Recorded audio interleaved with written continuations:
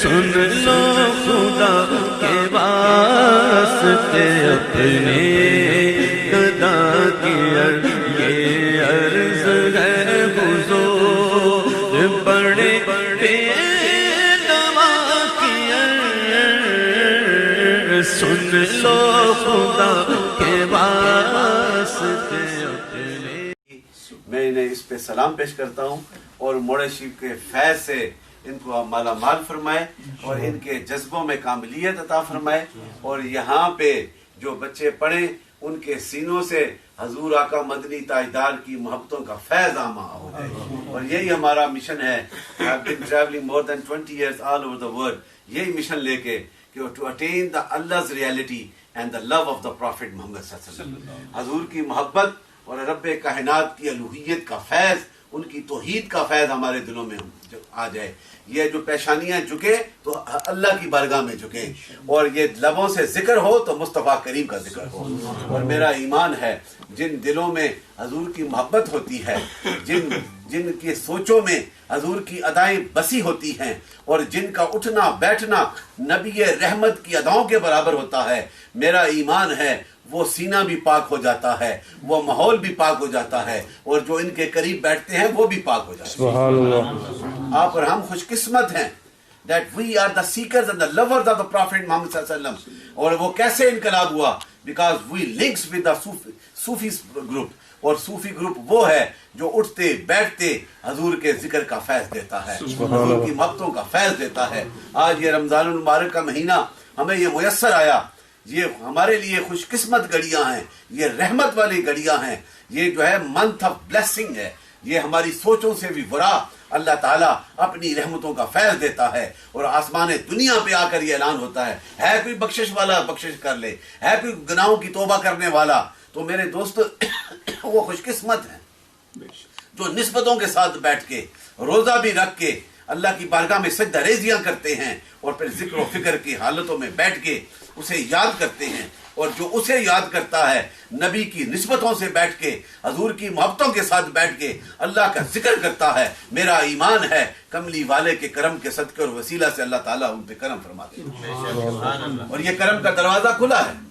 ہم نے اس کو حاصل کرنا. یہ نہ سمجھے یہ کتنا اچھا سینٹر ہے یہ سمجھو کہ اس کی نسبت کتنی اعلیٰ ہے اس کا تعلق کتنا اعلیٰ ہے اس کا فیض کتنا اعلیٰ ہے. انشاءاللہ آج ہم یہاں پہ بیٹھے ہیں اگر صدق کے ساتھ بیٹھے ہیں وفا کے ساتھ بیٹھے ہیں تو حاجی صاحب میں آپ کو یہ میں اپنے ایمان سے کہتا ہوں اس سینٹر کا فیض کلیدروں کے ہر گھر میں ضرور جائے گا. ہمارا مشن جو ہے اللہ اور اللہ کے رسول کی محبت کو حاصل کرنا اور یہی دربار عالیہ موڑا شریف کا روحانی فیض جو دنیا میں پھیلا ہوا. ہمیں یہ نہیں پتا کہ کتنے بیٹھے ہیں ہم یہ دیکھتے ہیں کتنے جو بیٹھے وہ نسبت والے کتنے. اور آج تو جمعے کا دن ہے یہ تو عید کا دن ہے اہل ایمان کے لیے. 2 عیدیں تو میرے آقا نے کہا ہر جمعے کا دن عید کا دن ہے وہ اس لیے کہ یہ عظمت والا اس دن کو آدم علیہ السلام کی تخلیق ہوئی ہے آپ کا وصال ہوا ہے اور پھر یہی دن اس میں آقا نے فرمایا جو اس دن مجھے یاد کرتا ہے مجھ پہ درود پڑھتا ہے میں اس کا درود سنتا بھی اور اسے جواب بھی دیتا ہوں. ابو دردہ سے حدیث ہے یہ کوئی قصہ کہانی نہیں. کملی والے کے غلام بیٹھے ہیں اور وہ حضور سے عرض کرتے ہیں یا رسول اللہ کہ آپ کی بارگاہ میں ہم حاضر ہوتے ہیں جب بھی پکارتے ہیں آپ کو دیکھ لیتے ہیں لیکن ہم نے بھی جانا ہے اور یہ دنیا جو فانی ہے تو یہاں سے ہر ایک نے جانا ہے آپ نے بھی پردہ فرما جانا ہے. تو پھر کہا کہ میرے نبی نے کہا کہ انبیاء کے جسموں کو اللہ تعالیٰ نے اس زمین کو حرام کر دیا ہے. کہا کہ جمعے کے دن جہاں سے بھی دنیا کے کسی کونے میں بیٹھ کر کوئی میرا غلام مجھے یاد کرے گا میرا ذکر کرے گا میں اس کا ذکر سنتا بھی اور اسے جواب بھی دیتا ہوں. یہ کتنا بڑا کرم یہ کتنی بڑی عنایات ہے. یہ عنایات ہر ایک کو نہیں ملتی یہ اسی کو ملتی ہیں جس کے سینے میں محبت رسول کا فیض ہوتا ہے. دیکھیں نا داتا لجویری کے فیض کو 960 سال ہو گئے گزر گئے لیکن آج بھی ان کے خاندان والے تو کوئی نہیں لیکن ہر کوئی ان کے پاس جا کے انہیں یاد کرتا ہے اور وہ دربار کا فیض قیامت تک جاری ہے ساری. میرے پردادا حضور غوث زمان خواجہ قاسم مولوی سیدنا خواجہ محمد قاسم مولوی رحمۃ اللہ تعالی علیہ موڑا شریف میں بیٹھے 2 سنچریاں گزر چکی آج بھی ان کے جانے والے پوری دنیا میں پہچانے جاتی ہیں اس لیے کہ ان ہستیوں نے اپنی سوچوں کو مٹا کر اپنے دل میں بسایا تو محبت رسول کو بسایا. اور یہ وہ عظمت والا فیض ہے میرے آقا سے محبت کرنا. دیکھیں حضرت عمر فاروق ایک دفعہ حضور کے ساتھ جا رہے تھے, ابن ہشام سے یہ روایت ہے, آپ جا رہے تھے, حضور نے ہاتھ پکڑے پوچھا اے عمر تمہیں مجھ سے کتنی محبت ہے؟ تو کہا یا رسول اللہ مجھے آپ سے انتہا محبت ہے. تو میرے آقا نے دل کی بات کو سمجھ لیا, نبی ہوتا ہی وہ جو دلوں کے رازوں کو جانتا ہے. تو میرے آقا نے آج کے مسلمان کے لیے یہ پیغام دے دیا, کہا اے عمر مجھے قسم ہے اس رب کائنات کی جس کے قبضہ قدرت میں مجھ محمد کی جان ہے, تمہارا ایمان اس وقت تک کامل نہیں ہو سکتا جب تک کہ تم اپنی جان مال اور اولاد سے بھی زیادہ مجھ سے محبت نہ کرو. یہ ایک پیمانہ میرے آقا نے بتا دیا, ایک راستہ بتا دیا اللہ اور اللہ کے رسول کی محبت کا. تو یہ وہ راستہ ہے جو نبی نے اپنے نور والی زبان سے کہہ دیا کہ میری محبت کو اپنی جانوں سے بھی زیادہ کرو.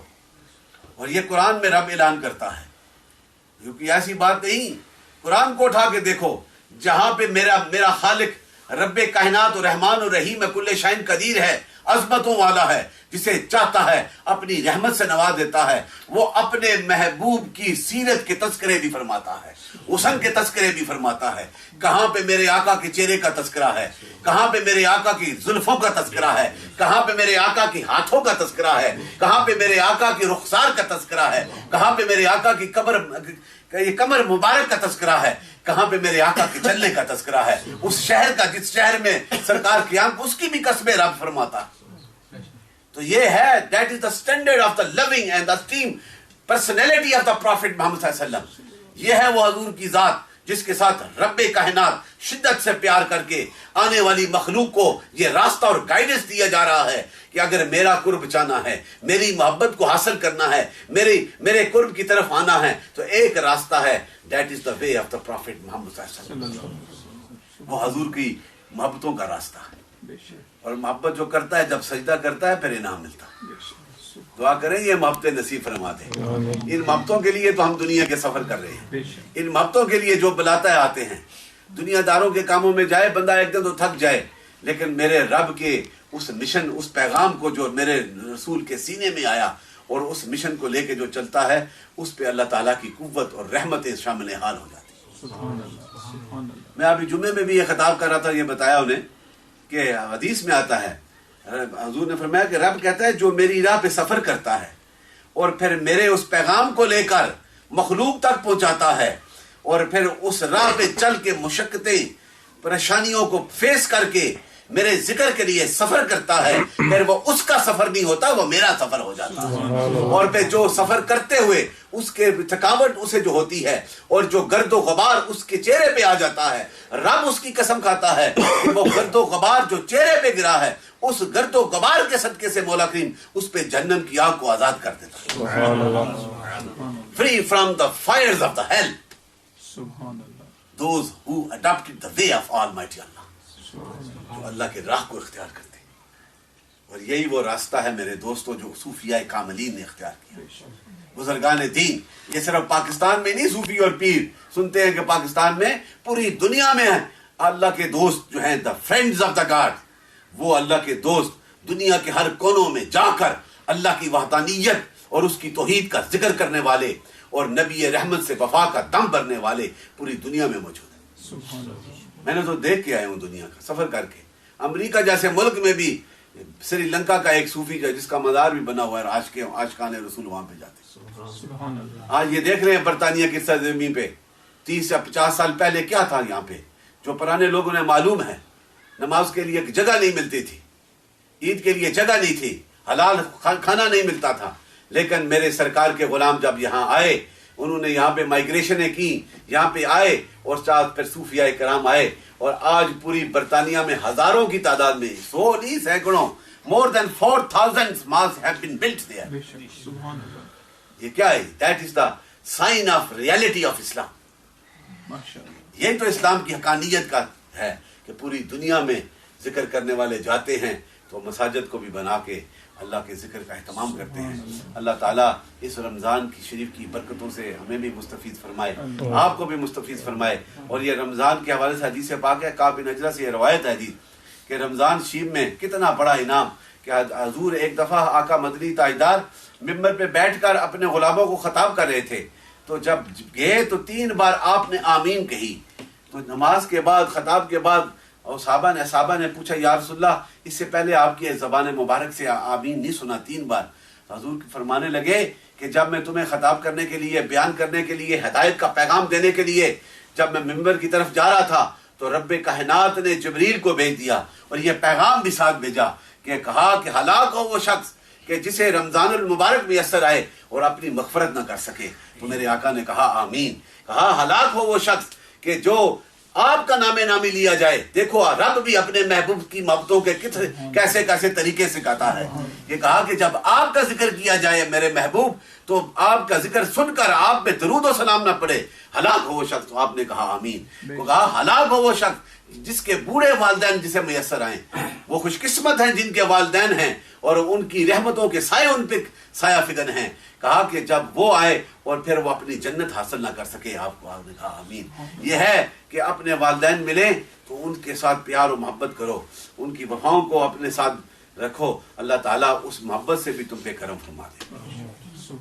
دعا کریں اللہ تعالیٰ اس مدینہ اسلامک سینٹر کو اور ترقیاں نصیب فرمائے اور آپ کی منزلیں آسان فرمائے.